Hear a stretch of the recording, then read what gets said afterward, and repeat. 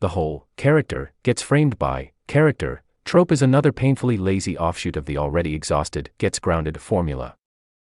It pretends to add drama, but in reality it just swaps punishment for false accusations and calls it a new idea. Same structure, same pacing, same outcome, just with one character blamed and punished to force a reaction. Every one of these stories plays out the same way. One character sets up a situation, evidence conveniently appears, and suddenly every authority figure loses all critical thinking skills. There's no investigation, no questioning, no logic, just instant punishment so the plot can keep moving. What really makes it fall apart is when the troublemaker is the one being framed.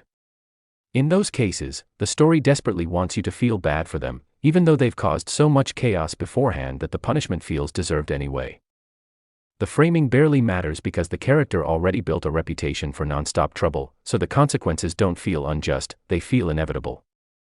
Meanwhile, the actual suspect or framer just walks away thinking they won, even though the whole situation only works because the story completely ignores fairness and logic.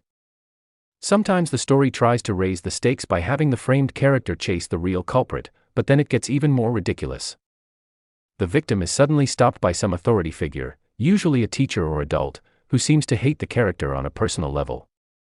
They don't just stop them, they treat them like they're the ultimate villain, reacting with absurd levels of hostility as if the character committed some unforgivable crime. It's so exaggerated that it stops being dramatic and just becomes laughably unfair. That kind of writing kills any emotional impact. Characters who are usually reasonable become blindly biased, punishment is handed out without evidence, and logic is sacrificed just to keep the framing plot alive. Nothing is learned, nothing is resolved properly, and the framer faces little to no consequences. In the end, character gets framed. Stories aren't clever or compelling, they're shortcuts.